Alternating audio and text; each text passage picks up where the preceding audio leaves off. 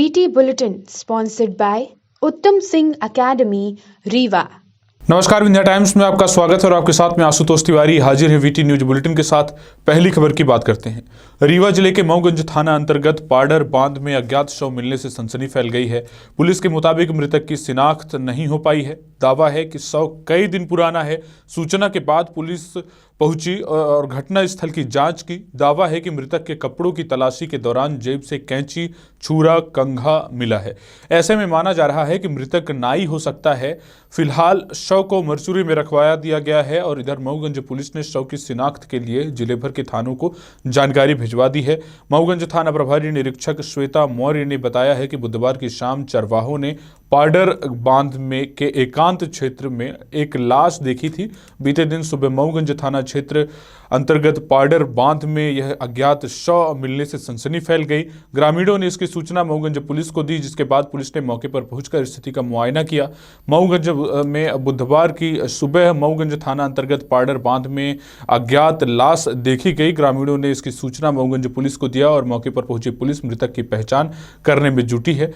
Police द्वारा शव को कब्जे में लेते हुए सभी पुलिस थानों को पहचान करने के लिए मृतक की तस्वीर भेज दी गई है। देर शाम तक मृतक का शव पीएम के लिए सिविल अस्पताल मऊगंज लाया गया। रीवा कृषि उपज मंडी करहिया मंडी में सैकड़ों की संख्या में किसानों ने सड़क में चक्का जाम कर दिया।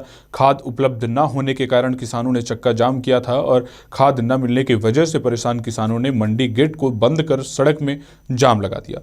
किसानों का यह आक्रोश पहली बार नहीं बल्कि पहले भी कई बार देखने को मिला है। घंटों हंगामे के बाद प्रशासनिक अधिकारियों सहित पुलिस ने किसानों को शांत कराया। एक दिवसीय एमपी के दौरे पर छत्तीसगढ़ के पूर्व मुख्यमंत्री रमन सिंह रीवा पहुंचे, जहां उन्होंने छत्तीसगढ़ की कांग्रेस सरकार और सीएम भूपेश बघेल पर जमकर निशाना साधा। धान की खरीदी और किसानों को हो रही परेशानी के लिए उन्होंने भूपेश सरकार को जिम्मेदार ठहराया। छत्तीसगढ़ के पूर्व मुख्यमंत्री डॉक्टर रमन सिंह अपने परिवार सहित बुधवार को एक दिवसीय प्रवास पर रीवा पहुंचे। पूर्व सीएम डॉक्टर रमन सिंह सबसे पहले त्योंथर विधानसभा क्षेत्र के चाकघाट पहुंचे, जहां पर त्योंथर से भाजपा विधायक श्यामलाल द्विवेदी व अन्य कार्यकर्ताओं ने बताया डॉक्टर रमन सिंह का गर्मजोशी से स्वागत किया। इस दौरान मीडिया से बात करते हुए डॉक्टर रमन सिंह ने छत्तीसगढ़ के मुख्यमंत्री भूपेश बघेल पर जमकर निशाना साधा, जहां उन्होंने धान खरीदी और किसानों को हो रही समस्या को लेकर कांग्रेस सरकार और सीएम भूपेश बघेल को जिम्मेदार ठहराया है। उन्होंने कहा है कि छत्तीसगढ़ में कांग्रेस की सरकार आने के बाद धान खरीदी की पूरी व्यवस्था ही समाप्त कर दिया गया है। सरकार किसानों से ही कह रही है कि अपनी वारदाना लेकर मंडी आएं। बोरी की व्यवस्था नहीं हो रही है। टोकन के लिए पहले दिन से ही भगदड़ मचने से लोग घायल हो रहे हैं। ऊपर से यह भी सवाल कह दिया है कि एक हफ्ते बाद पूरी खत्म हो जाएगी, जिसकी वजह से खरीदी व्यवस्था भी पूरी तरह से समाप्त हो जाएगी।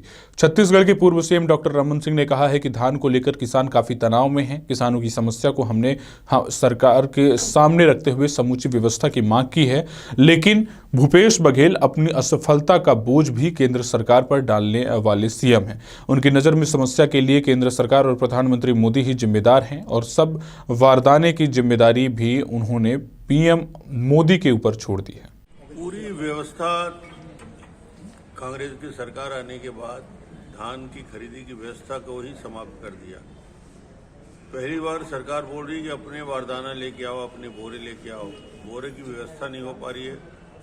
टोकन देने के लिए पहले दिन से ही लोग दबके कुचल के घायल हो रहे हैं, जख्मी हो रहे हैं और एक प्रकार से इन्होंने ये कह दिया कि एक हफ्ते के बाद हमारे पास बारदाने नहीं रहेंगे, यानी खरीदी की व्यवस्था भी करीब करीब समाप्त हो जाएगी।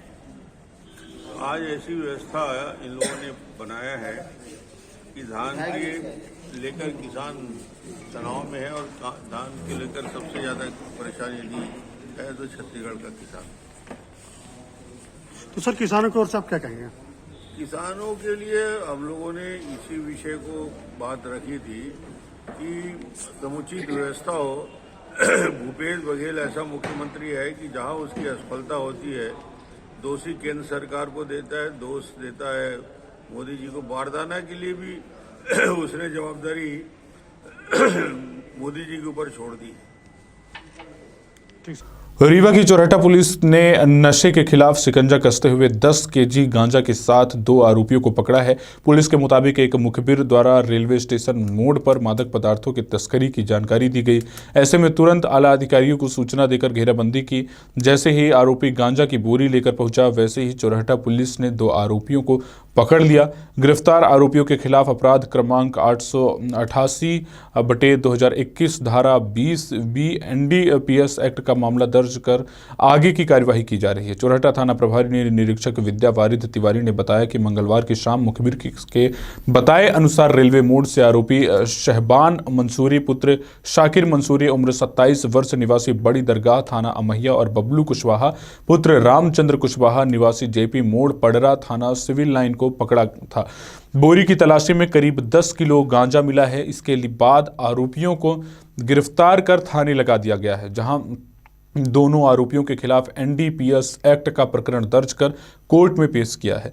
पुलिस ने जब्त गांजे की कीमत करीब 1 लाख रुपए से ज्यादा की बताई है। जहां सरकार गरीबों के लिए योजनाओं के साथ न्याय दिलाने की बात करती है, कई समाजसेवी भी लोगों को न्याय दिलाने के लिए अपने हाथ को आगे बढ़ाते हैं, लेकिन एक ऐसा मामला जिसे सुनकर व देखकर किसी की भी आंखें नम हो जाए। सब कुछ होने के बाद भी जानकी बाई उम्र 65 वर्ष, जो अब भीख मांगकर गुजारा कर रही हैं, न सर पर छत है और न खाने को सब्जी है।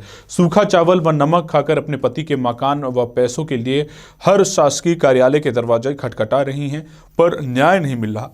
इस भीषण ठंड में खुले आसमान के नीचे रहने को मजबूर हैं।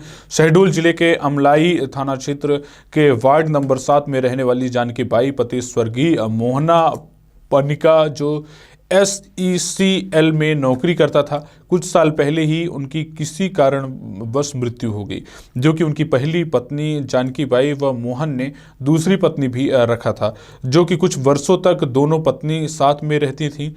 पर पति की मृत्यु के बाद उसकी दूसरी पत्नी ने शादी की हुई थी। पत्नी को घर से निकाल दिया व मोहना के जायदाद में कब्जा कर लिया।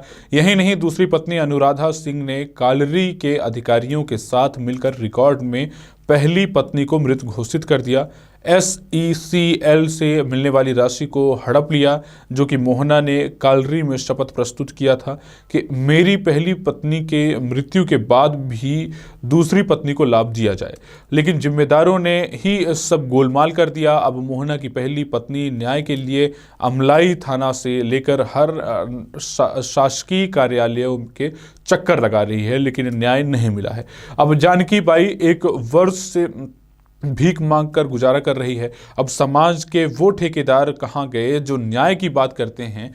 SECL में कई ऐसे मामले हैं जो भ्रष्टाचार की भेंट चढ़ गए हैं। वहीं अब इस मामले में भी सभी बचते नजर आ रहे हैं। यह गरीब बेसहारा का कोई नहीं है। वहीं न्याय के लिए जिस दरवाजे तक पहुंचती है तो वहां से उसे भगा दिया जाता है।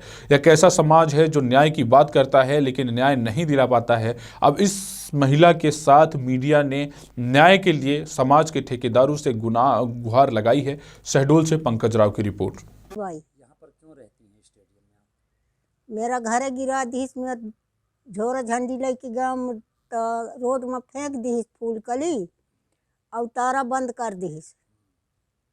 आपके पति क्या करते थे? कालरी में काम करत रहीस, तो वही दारू पिया के अच्छी जीव भर के अनुराधा बेचत रहे दारू नंगर वहाँ से आए के परसवार से।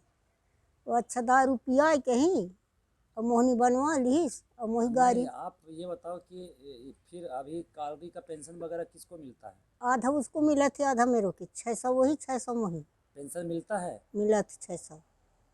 कालरी का पेंशन मिलता है? नहीं, नगर पालिका से मिला था। कालरी का पैसा, कालरी का पैसा कौन लिया? वो ले थे। क्यों लेती है पैसा वो? पहली मैं मर गए हूँ। अच्छा, यानी रिकॉर्ड में आपका नाम मृत्यु साबित कर दिया गया है। हाँ, मैं मर गए हूँ। आपका नाम मृत्यु साबित कर दिया गया है ना रिकॉर्ड में, कि आप खत्म हो चुकी हैं। हाँ। इसका कंप्लेन आपने कहीं किया है? कंप्लेन कहूँ करा है? शिकायत करे है कहूँ एक शिकायत हो ये कालीचरण के पास की थाना और अमलाई थाना में। अमलाई थाना या फिर लड़की शहडोल गए रहे कलेक्टरी। हाँ, तो कुछ नहीं हुआ अभी तक? अभी तक वो महिला जाते नहीं आए।